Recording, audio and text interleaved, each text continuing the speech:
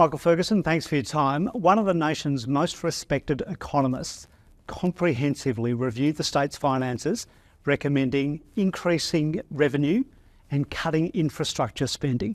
Why have you ignored Saul Eslake's key recommendations?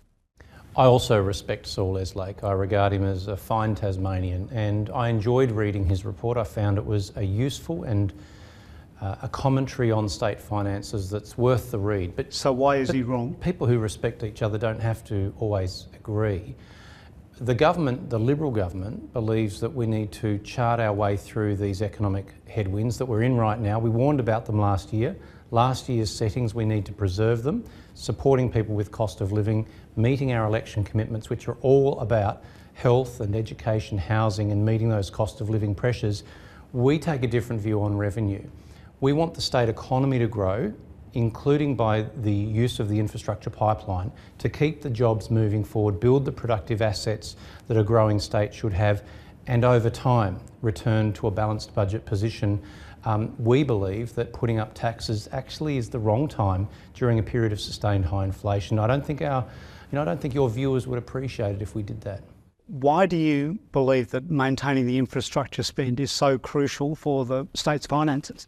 First of all, because we have a well-planned infrastructure program, not just around general government sector infrastructure pipeline, but also state-owned businesses pipeline of equity-based infrastructure works. Together they aggregate demand, they create employment, they sustain employment in commercial construction, in civil contracting, even with housing initiatives. They are an essential element, as the building sector said last weekend, for employment. But also, we're not just building things for the sake of building something new and keeping somebody in a job. They're well targeted. They're construction projects that are about building the assets that a growing state will need, and themselves will promote productivity and businesses to stay competitive. Things like a safer highway, things like a Bridgewater Bridge, things like health and education and training facilities. They're all part of the plan that we have to grow our economy, and quite honestly, during a period of economic headwinds, frankly, I think that we need to preserve that, but be mindful and not silly about it, be sensible. Unions are furious with the $450 million efficiency dividend. Why are you making departments choose which services to cut? Well, they're responsible under the state legislation for managing a departmental budget. We look to those qualified, well-paid people who are running those big departments to make sensible strategic decisions about how they can use the resources that they're being provided with. It's not my money, it's taxpayers' money. We want to make sure that we extract maximum value for that funding. Now, before we just accept a lobbyist or a union's or a Labor Party's claim that we're cutting, let me quickly say we're investing more. Those departments will have more money, but we want them to do more with it, and it's about efficiency, not cuts. Health is looking to find $134 million in savings. Where is Health going to find those kind of savings? Health is a massive department with a huge number of people and consultants and advertising budgets. We believe that the bureaucratic side of a big department can be more efficient. We've said to the Health Department, turn that efficiency into a resource that you can keep. In the case of Health, their new funding is 4 times larger than the savings we've asked them to make. But we just want more frontline and more frontline service, and less of the sorts of things that departments can do less of that are about efficiencies. And really, quite honestly, I think there'd be very few Tasmanians that wouldn't see the common sense there. There are shortages of doctors and nurses and teachers right around the country. What's the plan to address these shortages in Tasmania? The plan is not having to have waited till September. We started straight after the election. We've got more than 2,000 more staff in Health today than when we came to office, and we've onboarded about 800 since the election itself. So I think, Guy, with respect, it points to the fact that we are able, through our policies and the way in which we're encouraging recruitment and retention, we are getting the staff to join the Health Department, and long may that continue, so long as the department itself is running an efficient, well-run system. Do we actually have the economies of scale in Tasmania to provide the services that Tasmanians want? We believe that we do. In fact, for a state health department, we've shown that when we put the resource in, we're able to get the waiting list down, and the results are there for people to see. We want to do more and we want to do better, and that's not just about people, it's also about the infrastructure. You know, the budget that I've handed down this afternoon contains more than $600 million for better and more health infrastructure, not just in the cities but also in the regions, because we know that health access is part of the better health system that people need in cities and regional areas. The Macquarie Point Stadium is listed in the budget as one of the main expenditure risks for the state. Why is the stadium a budget risk?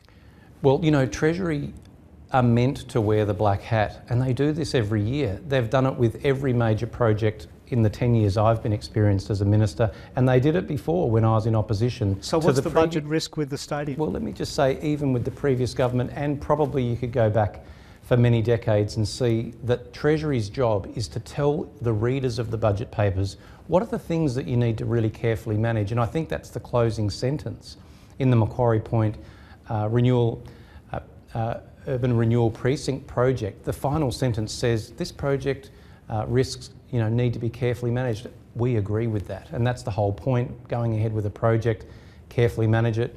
Treasury doing its job just like they did with the Bridgewater Bridge and the Royal Hobart Hospital, which I played major roles in. They raised the same risks, and good on them for doing so. Carefully manage the project, that's a euphemism for it's in danger of blowing out. It actually isn't, Guy, that's not how it works. No, the Treasury raise risks. The bigger the project... Well, surely a risk means that it is in danger of blowing out. It's really not what it means. The bigger the project, the more you need to be focused on managing risks, because every project, big and small, has risks. You need to manage them. Treasury are not sounding an alarm. They're raising a risk, as they ought to, and as they've done with every other big project we've ever done.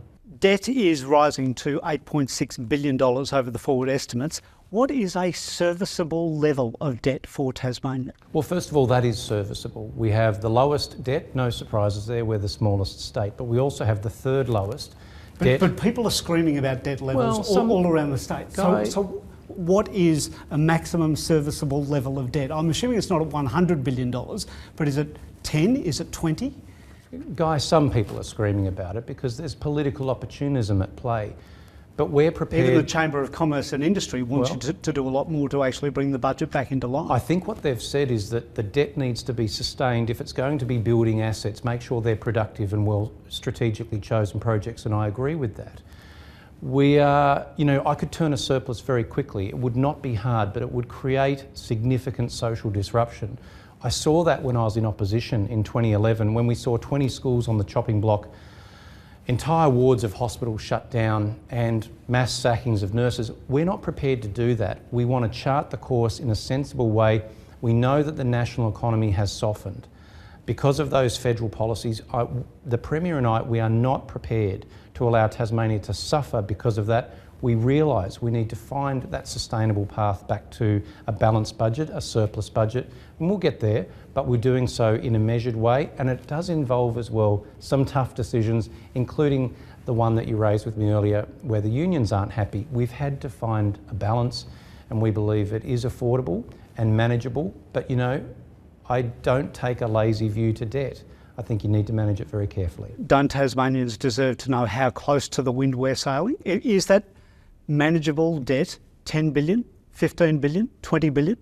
Manageable might be a larger number, but we're not budgeting that way. We're giving an insight, and with the Treasury's support, we've provided an insight that maximum debt over the budget and forward estimates reaches $8.6 billion. But let me make a quick point here. Your viewers at home would be very familiar with this. Equating a household budget to the state budget looks like this. A household with an annual income of $100,000, building a brand new home, getting a bank loan, the home's worth $360,000. Do you think that the bank would have a problem with them borrowing $85,000? I don't think so. You have said there are more challenging budgets ahead. Why? Because the national economy is still going through a period of high national inflation, high demand for increased wages, It's flowing through to consumer goods, business goods, goods and services. It flows through to every part of the economy. Additionally, we've lost $390 million out of our GST in this budget, which we've recognised. And together with the cost of living supports that we know Tasmanians want us to deliver, we're also meeting our responsibilities. So I'm very deliberate about this. Despite the fact that it hurts the budget, people have suffered more. And I'm speaking about the crime of child sexual abuse. And we're meeting today's obligations of what has probably been 40 years of failure and in some cases criminal actions, together with looking forward and making new investments to keep kids safe in the future. It is a public finance impact of about $1.1 billion. We need to do it, and we will do it, but we recognise the impact it has on the budget. These are all the decisions that the Premier and myself and the Cabinet have worked through carefully to arrive at, I think what your viewers will agree, is a balanced position and not rushing artificially to a surplus just to meet a political deadline. We're doing what we honestly believe is best for our state and happy to take the criticism that may come along the way. You're renowned as a calm and polished media performer. How are you holding up after a pretty rough couple of months? Well, you know, Tasmanians elect us to do the job. I think I'm good at listening to people, and I want to be a faithful, honourable person representing them and be faithful to the fact that they sent us here to Parliament and to the Cabinet to do a job. It's never easy, and my journey in government has had its tough times, but I've got a lot of support of my colleagues and my family and the community, and that keeps me going. Plus, the sense that you're actually doing something that's vitally important for the future of our state puts a lot of fuel in my tank, and quite honestly, the knockers, they actually just come and go, and we'll just keep going forward. What have you learned from the Devonport fiasco? Well, I think despite the fact that I had my own suspicions and concerns, well-founded, and my own interventions, I've learned again that you can't always just accept the advice that you're provided with. I think that's really regrettable. It's been a very unfortunate episode. Let's be honest about it, nobody was taking responsibility for it, so I chose to. I felt that was right. And you know, that's been a lesson, not just for myself, but I think for other people. You've got to keep riding them, you've got to keep riding people and make sure that they are delivering according to what they promised. How important is this budget for your political future? Well, it's important for Tassie. This is an important budget for Tassie. Not just because of the key fiscal outcomes being so significant and the new investments that we're making.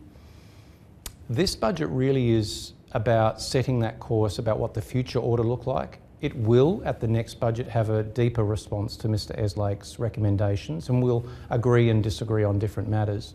But this particular budget is about honouring the 2030 strong plan for Tasmania's future. We made a lot about it because it is a big plan. It's very ambitious, and it's deliberately designed to support people through a period of continued high inflation. They are getting smashed on the home mortgage front, on the interest rates. That has flowed through to rents as well. We're doing everything we can as part of our plan to support our families, our businesses through this period, and we know that we can chart this course through these economic headwinds. We know we can get Tasmanians through this together into a positive future. Treasurer, thanks for speaking to Stateline. A pleasure. Thank you, Guy.